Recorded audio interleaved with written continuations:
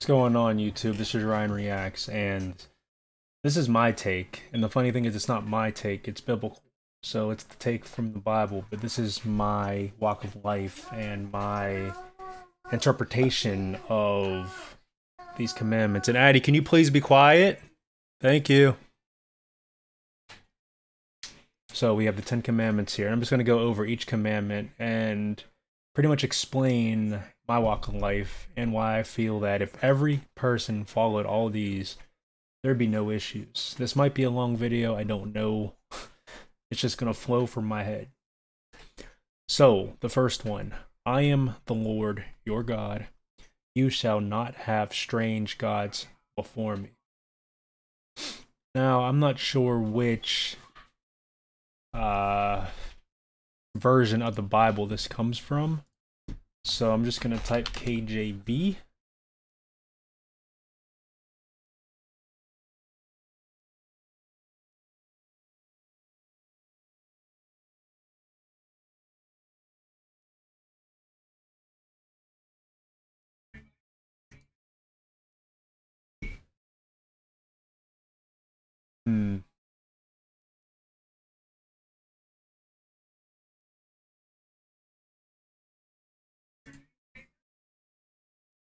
So here's the thing about strange. So I don't want to read it from there. Thought it'd be cool to have the picture, but this is straight from the King James version. Okay, I am the Lord thy God, which have brought thee out of the land of Egypt, out of the house of bondage. Cool. Thou shalt have no other gods before me. And I like how it's in lowercase because any god but God isn't worthy or deserving of a capital G, like a name or like a title or something like that. So, no other gods before me. Now, what is a false god or gods? Anything that people worship that is above God. Addie, quit spinning the chair and watch the show. So, this is a charger for my batteries for my screen. Can you be quiet, Addie, and quit spinning the chair? I just said it. Disobedient kids. Don't listen the first time. So anything that you put above God, that people claim to be the creator of man, heaven, earth, the sea, the lights, the stars, all that. And we'll get back to that as to why that is the first, because that first commandment is pretty much paving each other commandment. So then, thou shalt have no other gods before me. Thou shalt not make unto thee any graven image or any likeness of anything that is in heaven above, or that is in the earth beneath, or that is in the water under the earth. I'm already guilty of that. You know, when I was young, I was like, I want to get a portrait of Jesus tattoo. So people just will know that's who I worship, that's who I believe in. But that ain't Jesus. Who knows who Jesus looks like? We can have depictions from the Bible. Skin is bronze, wool hair, etc. But we don't know. In fact, this was just a reference from Jesus from a movie or TV show or something like that. So I already broke that one. It's graven. It's on my skin. It's marked. Because you could bring up Leviticus about having tattoos or markings or carvings. Even though we are saved through grace and those moral laws from the Old Testament, we have to follow things, you know, because Jesus Christ didn't come to abolish the law, but to fulfill it. But, you know, God winked at certain things. You know, if you eat shellfish, if you mix fabrics. Anyway. And the reason why we don't do that is because it's kind of like the first commandment for worshiping other gods. If you look at Catholicism, you see people praying to a statue that they call Mary, But again, they don't know. They don't even know what Mary looks like. Oh, we're venerating. No, you're worshiping. You're bowing down. The Bible even says not to bow down before man. Don't call man father either. And they do that. Pope. They have the rosary, the beads. They're objects. It's no different than having tarot cards if you're Wiccan. It's no different. So we are focusing our attention on objects and stuff like that. Yeah, thou shalt not bow down thyself to them nor serve them. And they do. They do, though. And that's the crazy thing. It's right here. So why are they doing it? Because the devil is clever and he's not going to try to convince you that Christianity is fake. He's trying to create counterfeit ones for people to cling on to and just cause division and cause confusion between the real Christianity, which even the anity part, Christians in the Bible, but not Christianity. But that's a whole other topic. So, oh, I'm Roman Catholic, I'm Methodist, all these different denominations don't matter. Be a follower of Jesus Christ. So that's it. You don't need all these other titles. And this one shows that Catholicism is, in fact, incorrect. Thou shalt not bow down thyself to them. But you see them kissing the feet of the statue, and it's not real. Or any likeness of anything that is in heaven above or that is in the earth. Okay, we already read that one.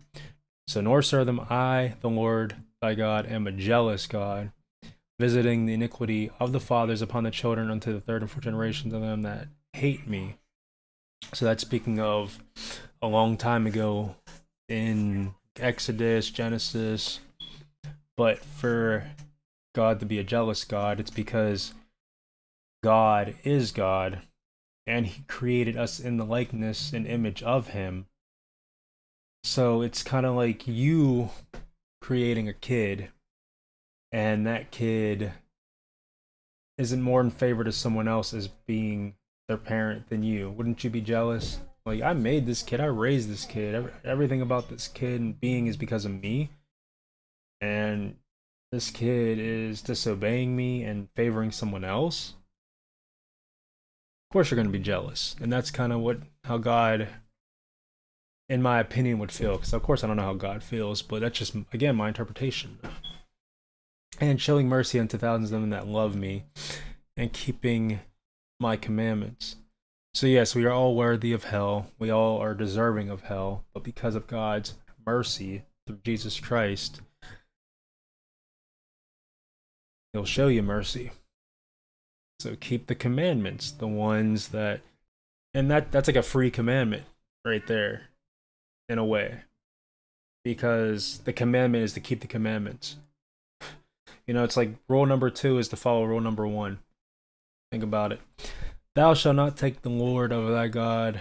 Thou shalt not take the name of the Lord thy God in vain, for the Lord will not hold him guiltless that taketh his name in vain.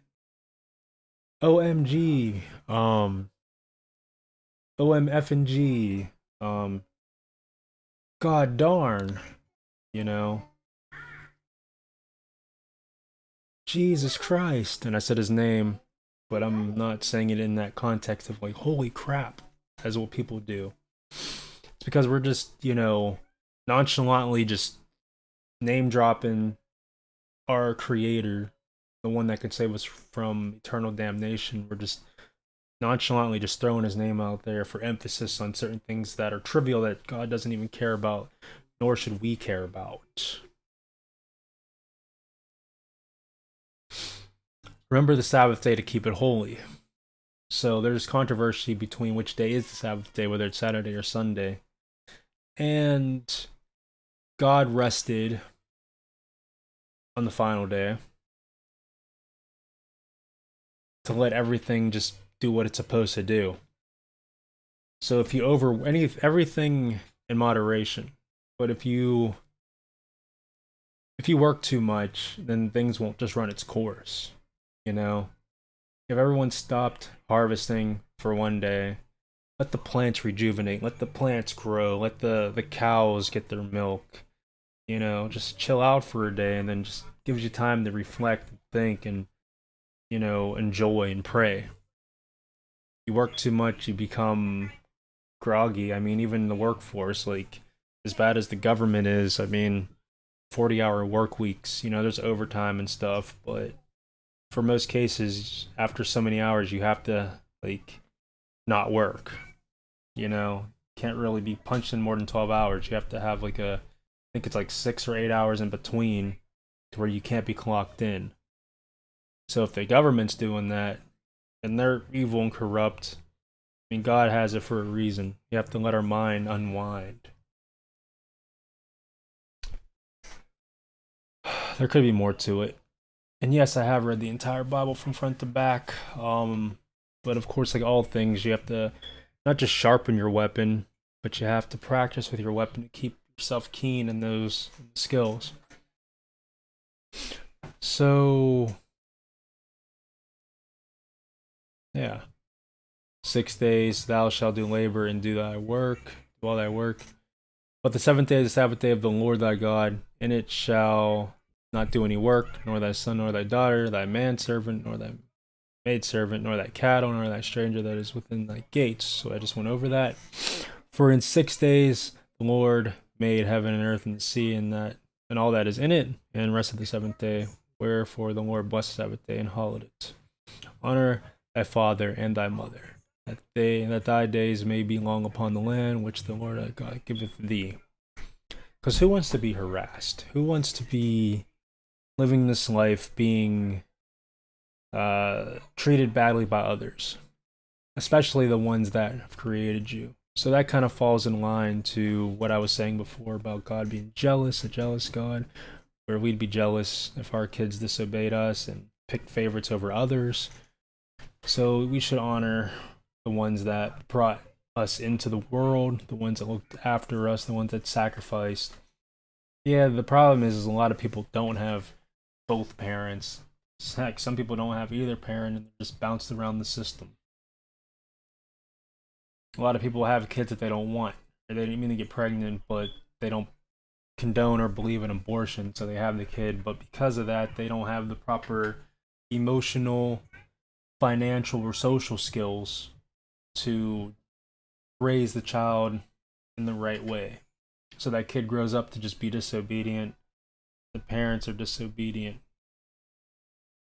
And yeah, I didn't respect any authority figure growing up for the most part. I've done respectful stuff, but majority I was a disrespectful punk. In a lot of ways I still am. Just being honest. Okay. Thou shalt not kill. So it's like thou shalt not murder. I mean, we're gonna kill for food. We're gonna eat. If there's a fly, I'm destroying it if it keeps annoying me, and if I smack it, I'm not gonna feel bad. It's a pest. It's there.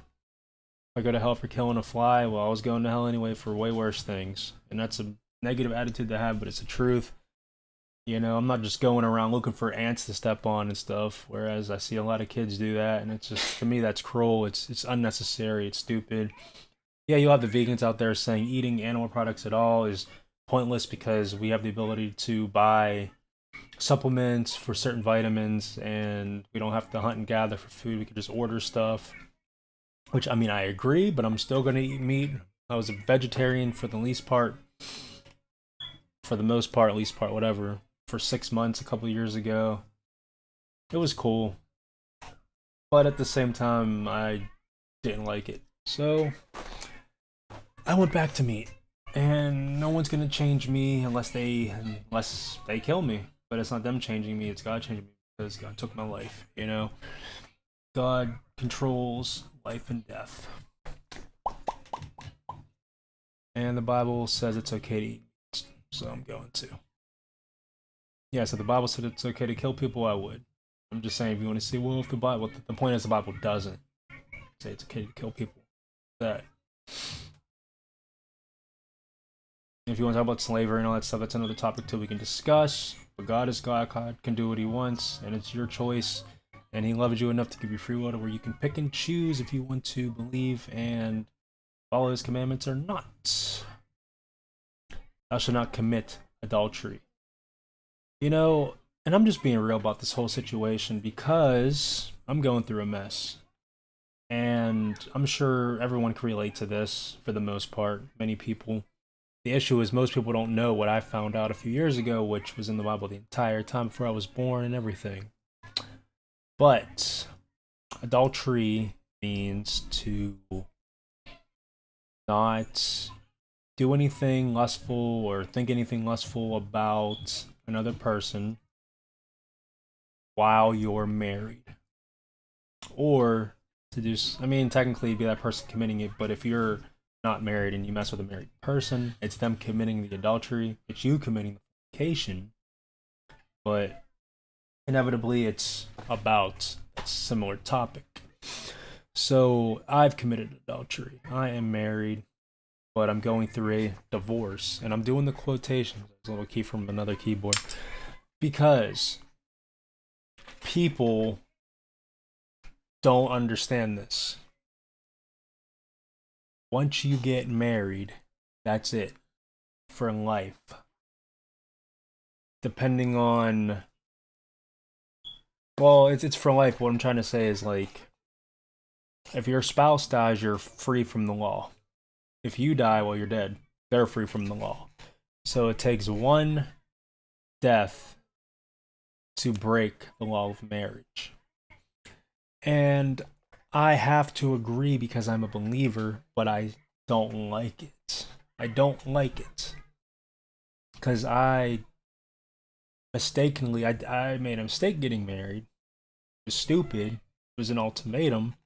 Just being honest, it was either I'm going to another girl's house and I'm gonna sleep with her, or I'm gonna marry this person, mother of my kids. I'm just putting it out there. I don't care. You can chop it up. You can use it against me later. Don't care, because truth will set you free. And I'm just being honest. I'm being real. That's it.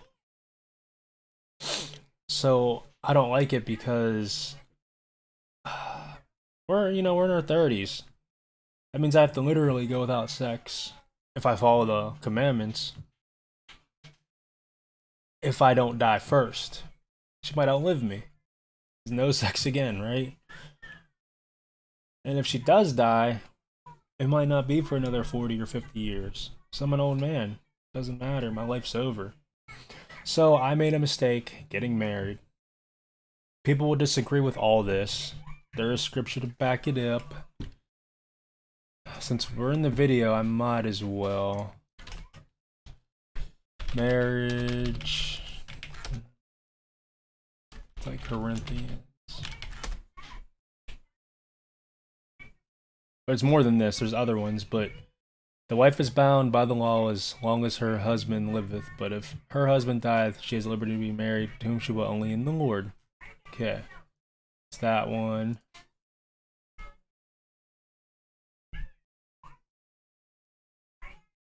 The woman which hath a husband is bound by the law to her husband, so as long as he liveth. But if the husband be dead, she is loosed from the law.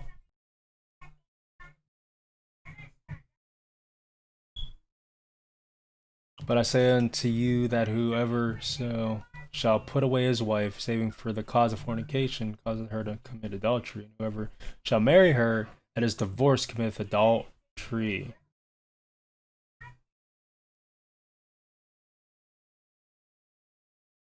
Right here, Matthew 19:9.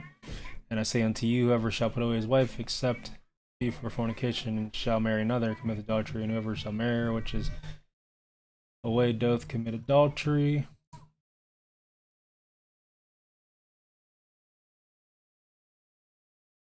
If the husband dies. So it's right there, and there's more verses, but that gets to the point. And by the way, let's go back. And yeah, I'm probably gonna continue to be stupid. It's my choice. Meaning, I can't say the devil made me do it. It's me choosing. It's not right. Which is why I said before, if I go to hell for killing an ant, then that's like I don't do that. But I'm just saying, like, This is one of the more severe sexual sins. The Bible talks about that. Sexual immorality is worse because it's affecting your own body, mind, and your spirit. So I feel like it's gonna be tough. Do I watch pornography? Yeah, I do. From time to time.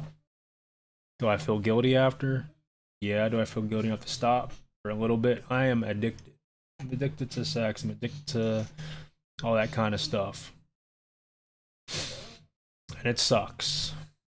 I was exposed to sexual stuff, girls, 8 years old. I'm 30 now. You do the math.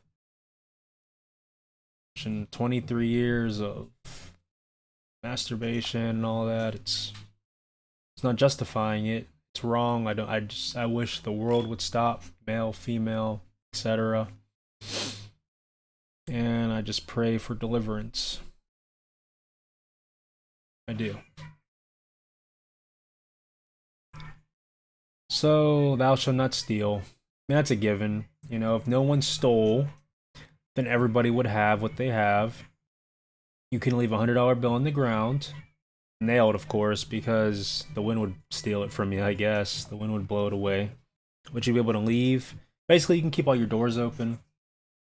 You wouldn't need any type of self-defense measures, whether it's firearms, blunt force, trauma, weapons like baseball bats. Basically, you wouldn't have to fight anybody. You wouldn't need any of that. You wouldn't have to try to defend with, what's yours. But yeah, the reality is people are going to steal and all that. But people shouldn't. It's that simple. You wouldn't need to lock our doors. People can come and go in your house and realize that everything's going to be left in the same spot it was. People just didn't touch stuff. Don't pick stuff up that isn't yours. Thou shalt not bear false witness against thy neighbor. Now, neighbor doesn't just mean next door or across the street or even just people in your neighborhood. It means everybody. Everyone's your freaking neighbor because we're all part of this earth. So everyone, if you're in Canada, well, then your neighboring country. There's North America, South America. If you're in North Korea, your neighboring part, South Korea, everything connects. So it's like the body. Even though your head is further away from your butt, still neighbors, still part of the same. We're still part of the same. So this finger is still a neighbor of this elbow. Even though these two fingers are closest together on this hand, doesn't matter. Neighbor's neighbor. So to bear false witness against thy neighbor means to spread lies, rumors and stuff that didn't happen. Johnny across the street, I seen him kissing a girl that wasn't his wife. I seen it. I'm gonna go tell everyone. That's just gonna slander. That's gonna cause people to believe. It's gonna mislead people, and it's gonna generate, or at least influence, the generation of incorrect thoughts about somebody based off of a lie that you told. So that's pretty self-explanatory as to why that's an issue. And luckily, thankfully, God knows everything from front to back. So whenever Satan's accusing you, God already knows. So yeah, just don't do that with people. Don't. And it's people. I don't want to just say it's women, but a lot of women love to gossip. Johnny this, Peter that. You heard about Hannah and what she did? Stop doing that. Thou shalt not covet thy neighbor's house. Thou shalt not covet the neighbor's wife, nor his manservant, nor his maid servant, nor his ox, nor his ass, donkey, nor anything that is thy neighbor's. So I don't like translations like other versions, but basically what that's saying is don't be hating, don't be jealous, whatever people have, be blessed and thankful for them for having it. That's great. But don't long for it. Oh, if I had that, I want that. I'm gonna salivate over this woman. This guy's so lucky for having that girl. Or wow, his car is so nice. I want that car. It's nice and it's okay to want certain things, but don't want it just because your neighbor or your friend or whatever family member has it and you don't. Work for it. Not only work to steal someone's wife, but I'm talking about materialistic stuff. Work to get it. Don't think and dwell upon what they have. It's nonsense. Jealousy is an internal affair against yourself. This little curl to go away. Alright, whatever. It's there. Work for it. Be better, not bitter.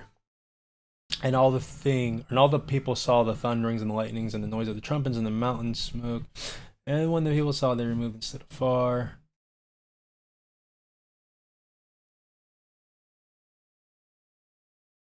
So,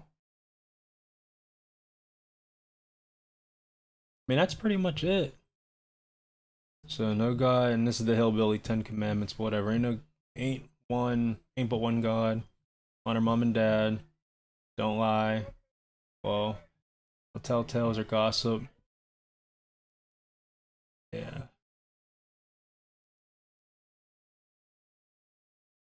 You're foul mouthing. No killing except for critters, which is hilarious. No swiping your stuff. So I went through these kind of quickly. I thought it'd be much longer.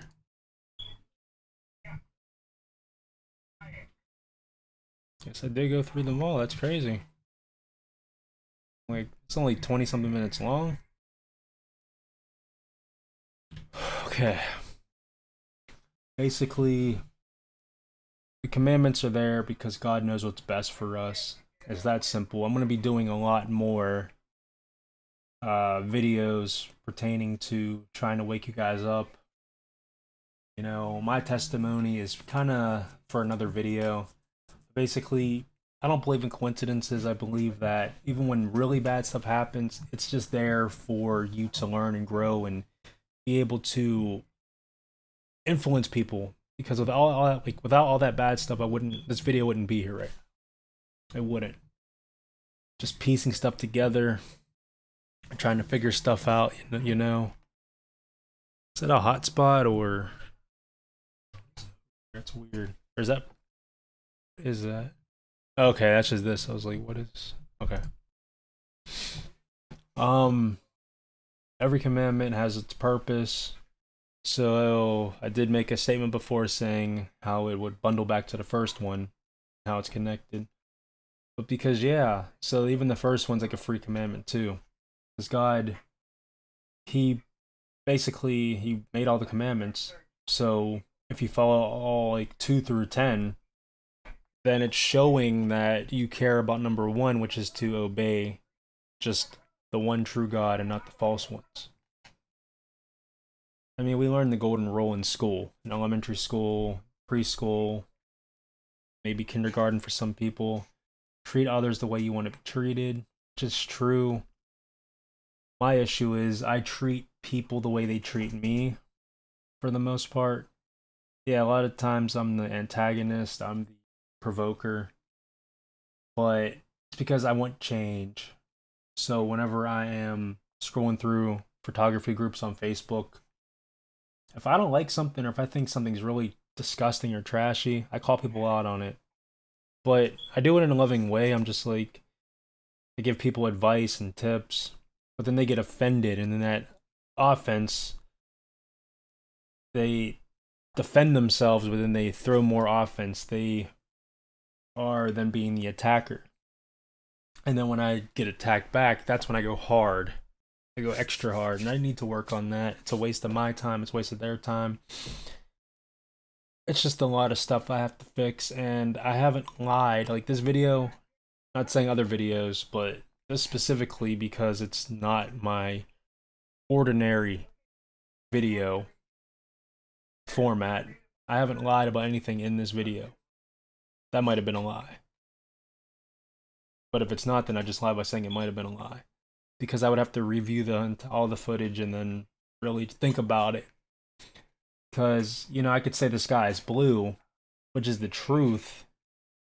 To a colorblind person, they might think I'm lying because they don't even know what blue is.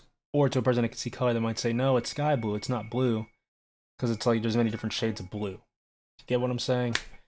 But this video is a half hour. If you made it this far, you are awesome. May Jesus Christ bless you. Hopefully you learned something and you agree.